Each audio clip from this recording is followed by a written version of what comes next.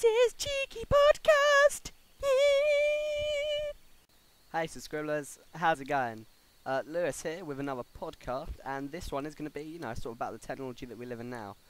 So, what will technology be? In a few decades' time, what will become of the world that we live in? We live in a vast livelihood where technology is pretty much almost a takeover of all the things we do, and already we have technology working its way through our daily life. We use phones, computers, TVs, everything we almost do uses tech. And how did we cope, years ago?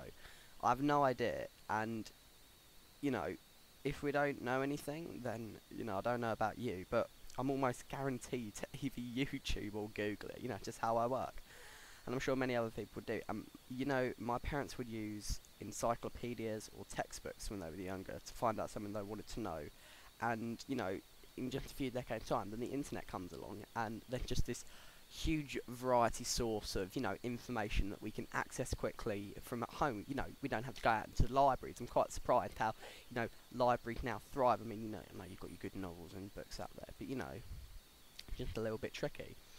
When I was younger, I always thought, oh yeah, when I grow up, there's going to be, hover boots and hover, Back to the Future. You can have your hoverboards, all that sort of technology. In my lifetime, yeah, maybe that stuff might even still be around.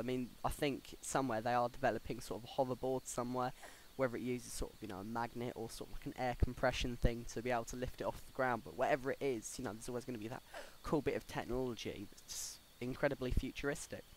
Another one about that is, are there going to be simulators? What I sort of mean by that is, when you see in the movies where they put the goggles on and they pretend that they'd actually be in the game and you'd be able to walk around wearing these suits. And sure enough, there probably is. I haven't looked into it that much. Sort of these sort of simulating suits that you can wear inside a game. You've really got the Wii and the Kinect, which sort of allows you to do that. It's that, you want one where you feel really indulged within the game, so it might be some goggles that go over your eyes. Other bits of technology there's a wireless charger. Now, to me, that's just absolutely crazy how you can have, how you can just have electricity, passing from one thing to another that, charges it. It's just phenomenal how you can have a bit of electricity that comes from the mains, and you can just take that and put it into your phone just wirelessly. How completely beyond me. But if you're a little bit interested, you can look it up. I think the BBC done an article about it, and it's just great. How you can just have wireless charge. But anyway, carrying on from that. Technology with games, to try and get yourself more involved in the game.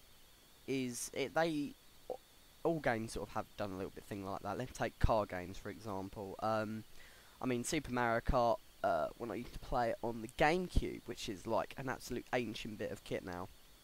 My dad was out in the shop, and he bought me, you have the old steering wheel and the gearbox thing. So I went home and I played that. Oh, it's absolutely amazing.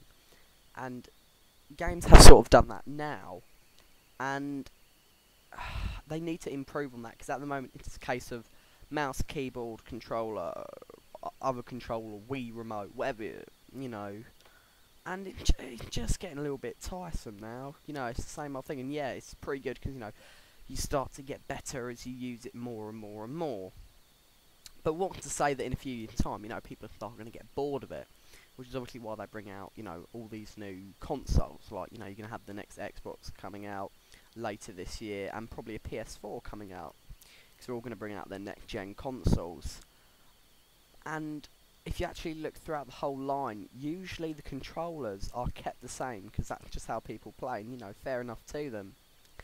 But, it may possibly get, boring after a while, and you're going to want to have something that's a little bit more easier. I don't know, but basically what I'm trying to get at is it soon will probably start to get boring, and when it starts to get boring, there's going to be demand for new sort of variety with gaming.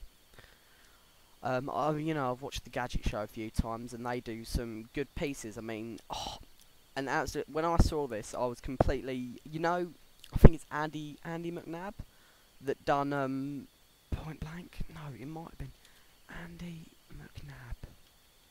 Just quickly googling him now. Who done? Yes, it is Andy McNab. So what they done is at the Gadget Show they made this 360 dome. It was Battlefield. They made this sort of 360 dome-like thing, and inside they put paintball guns all around the outside perimeter. And what they done is that, I'm not sure when you were younger they'd have them at the parks. They'd have like rolling cylinders, like small little cylinders. So when you'd walk on them, it's a bit like a treadmill. And this is, but you would always stand in one place, like a treadmill. So anyway, you'd be walking around, and what they done is that they hooked you up. They all bodily hooked you up, and they gave you a sort of paintball gun, if not style of laser weapon, sort of weapon rifle thing, sort of a controller. And they put Andy McNab in, and it's basically whenever you crouch, the Battlefield 3 character crouches, which is amazing. And if you got shot at and you got hit, then a paintball gun would fire at you. Obviously, you'd wear a mask for safety, but it was just like, wow, you know, you get hit, you actually feel the pain of it, so you will be more cautious when taking shots. I mean, I don't know about you, but, you know, I'll just go in there Rambo style, throw a few frag grenades in there, and hope for the best. Probably respawn a few times, but hey-ho! But this machine was just incredible. Yeah, I can YouTube that. It's like a 360 Battlefield 3 dome, and it's like, you know, wouldn't that just be great for, you know, parties? That would just be absolutely, you know, be amazing. I mean, let's take Apple, for example. You got your iPod, your iPhone, your iPod Nano, your iPod Shuffle, pretty much anything with the I at the beginning, you know. You got your Mac as well, and you just look at how the iPhone has sort of developed throughout. I mean, you know, basically all iPhones, they pretty much look and feel the same. I mean, the iPhone 5 just recently come out. I haven't had a chance to have a good look at that yet, but you know, it just basically looks like a copy and paste of the iPhone 4S. I think Letterman done a thing on it where he went around America, or he just had one of his crew members, and he had them take an iPhone 4 out onto the streets, iPhone 4S, take it out onto the streets, and they said, oh look, the new iPhone 5's just come out, you know, we'd like you to have a quick go at it, so tell us what you think. And people would say, oh yeah, you know, this phone, it's much more lighter than the current iPhone. Excuse the American accent, I'm terrible at it, so I'll probably stop. And they'd get their own iPhone 4S out, and they're looking at exactly the same phone, but they're going, oh yeah, this phone's much better. And it's crazy, really. I mean, no, the Apple, it has absolutely so much potential. It's unreal. I mean, I love the screens on an Apple on a Mac. You know, they are so ginormous, but you know, they're just not gaming standards. You know, if Apple could make a monitor, or if they could make a computer that's, you know, dedicated to gaming, I mean, there may possibly be one out there. You know, I just haven't looked it up. But if they could make a gaming computer with the monitor-sized screens they have, it would just be amazing. Because, you know, you use your Macs, you know, mainly for sort of editing software. I mean, I like to use the movie on it sometimes, which is like always good fun. My friend's got one, but you know, there's just always so much room for potential. You've got your 3D and you've got your 4D. You know, in cinema, for those of you that don't know what 4D is, it's usually where the things will pop out. So you've got your 3D where it sort of like looks and stands out, but you've got your 4D, which is where, say if there's like a boat scene, you'll have water spray you in the face from the back of your chair, or if there's an earthquake scene, you're going to have the whole thing shaking around you, which, you know, is all great and fun. But what is the next sort of model that's going to be coming up? You know, it's just great to just think, because in just a few years' time, you know, the changes that we've had in technology and society, not only has it changed, like I said, the world that we currently live in, but in our future generations, it's going to be the norm more than anything. You know, you could take, let's just say we could bring people back from the dead. You could take somebody from who was in, you know, World War II, you know, around 1940. Yeah, that's right. Yeah, about around 1940 to start. Anyway, and you bring them now to the 21st century, and you're guaranteed to have them, you know, mesmerised by how much change the world we live in now. an iPhone or an iPod or whatever, it's the norm. Pretty much almost everyone has one. Are some people that don't, but it's just a casual everyday thing. Like, oh, so you've got an iPhone? Like, yeah, look, it's great. I got one for Christmas or whatever. It just, oh, so you got an iPhone? Yeah. And you go back a few years, and it's incredible. So, like I say, give it a few generations, and you're going to have such this vast and incredible technology, and everyone's just going to use it for complete advantage. Whereas you take us people now, put us in a couple of decades, or even after we're dead, take us into the few generations after we die. See what technology's like then. Obviously, you won't be able to, but to see what technology's like then, it will just be amazing. I mean, if you've ever seen the iRobot film that's got Will Smith in it, I love the roads that they have. The autopilot on the car. It's just incredible how you can just sit there and you just have the tracks taking it. It just looks so futuristic. I mean, you hear about sort of the Christian Dark Ages, and people go, "Oh yeah, well that's what stopped science from like going any further with technology and that." Maybe it did, maybe it didn't. But I don't know. Just see in a few decades. We'll see what happens. Be pretty cool, man. Be pretty cool. So, just coming off subject here, there was this, I saw it on a 9gag or something like that. Funny picture. You have bins, right? So, and it's always like a person throwing litter away, and it's like, oh, so, what is it? Do you see a man putting rubbish in the bin, or a juggler giving up on his dreams? It's got 3 balls. That's quite funny. Just a little something for you there. Carrying on with technology, though.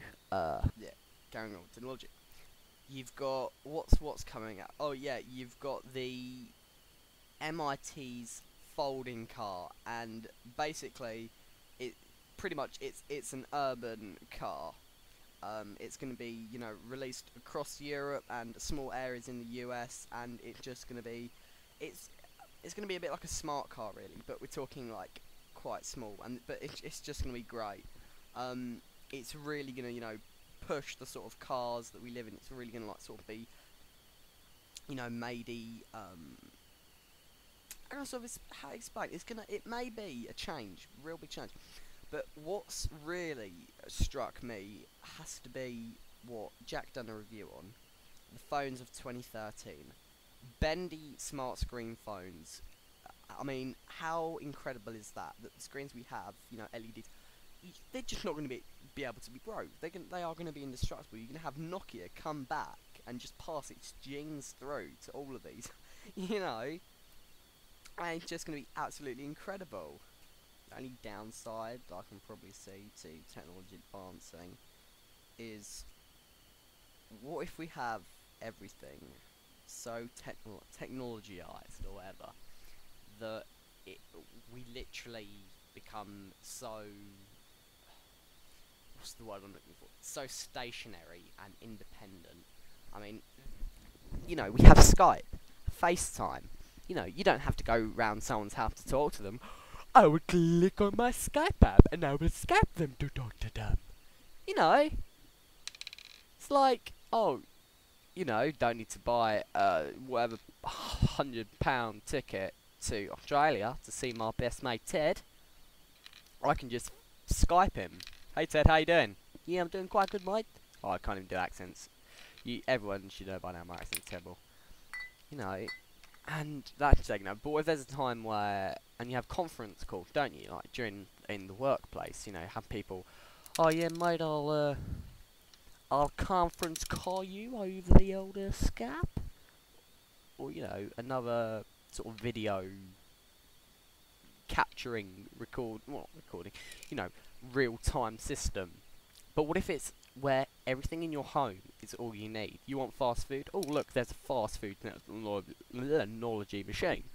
Or you'd even have where you have pipes going from, this is really far ahead with thinking here, this is just ideas, so don't head me up on this.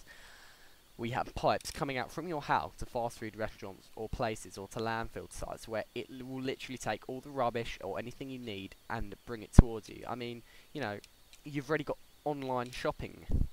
You don't need to go out to the cinema. You can do it all online. No need to do a TV show or make public performances. You can do it on YouTube. You want to write a novel? You've got You got Word. You can do it on Word. You want to let people know what you're thinking. You got Twitter. You got. If you want to be a photographer, you got Instagram. Everything is taken up. But what will happen? When you got everything, you'll soon have machines that can dress you. Everything. One day, technology will be in your house, and you will not have to move from your house. I can almost guarantee it.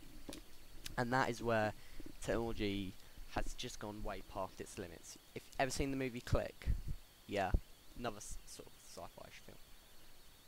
Click, as he goes into the future, you see when he wakes up in the morning, you've got Adam Sandler, or whatever you want to say, and he's absolutely ginormous, obviously, with special effects, but just, he's there and he's got his, foldable, it's all futuristic, but what I'm really looking forward to, if they can make them in time? Well, I'll tell you what I am really looking forward to. Well, you see in the movies, you got your big old futuristic map. Well, anyway, we're gonna have one of those, but I love it when it pops up and it's all holographic. When you have it in Star Trek and all the other ones. You have the nice little pop-up things, and it's all blue and it's all 3D sort of stuff. And that I'm really looking forward to that. But what I'm even more looking forward to, you play a video game like COD. Yeah, you have a projector at the back of your screen. Yeah, like a projector. And if you have a wall behind you, it will pop up on the wall and it will show your exact position on the map. How cool is that? You know what? I'm probably giving an idea away. If you decide to make that into something, I want like 1% of the company, or whatever. I'm kidding. But that is just such a cool idea to show where you are on the map. And you have those where you have your three. If you're rich enough, or lucky enough to have 3 monitors, then you can probably have a map on one, a screensaver of a cat that has bread around its head on another, and you got your classical gaming screen, and that there is just, but it's going to cost so much money. I mean, the price of, an iPhone 5, and you can probably hear me typing away, because I'd like to know how much it is. Blah, blah, blah. Apple iPod phone, 16 gigabytes, £500 for a phone. That's without any contract. It's crazy, man. But anyway, we can only hope for the technology to come, and it will be. It's gonna be awesome. I want you, my subscribers, our subscribers, everyone's subscribers, yeah. You my little babies. I love you. I love all of you.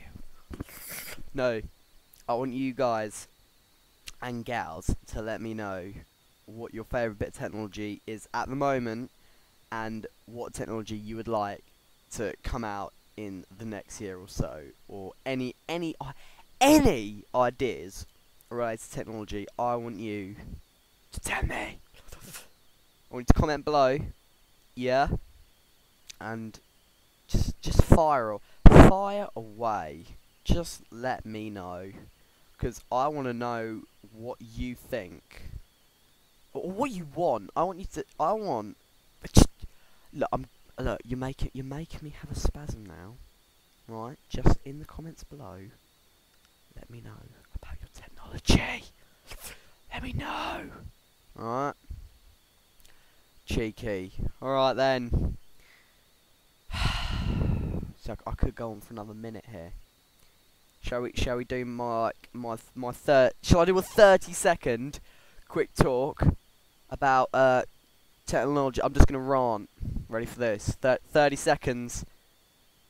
All right. Here we go. We're coming up for it now. I'm just gonna talk about technology. Here we go. So the technology at the moment is really good. I mean, one of the things that we want to be talking about today is that we want, first of all, just to summarise that we've been talking about technology and what technology will be coming up in the future. And this is going to be something that's going to be a little bit special, and everybody's going to sort of get involved with it. This will be a lot of the movies in the future. I mean, you don't want to have something that's a little bit like Back to the Future and have the big hoverboards. And then, but that would really be good. But like I said about the holographical memory thing, that would be really good if you come up with the idea of it. Like I said, I'd like a little 1% share of it. Now I'm only kidding. Nah, it's your idea. You can do what you like with it. Anyway. It's only 4, 3, 2, 1 second now, and here we go. So I'm going to talk about the second under. Let's say keep calm and carry on gaming. This is Lewis signing out. Later, subscribers.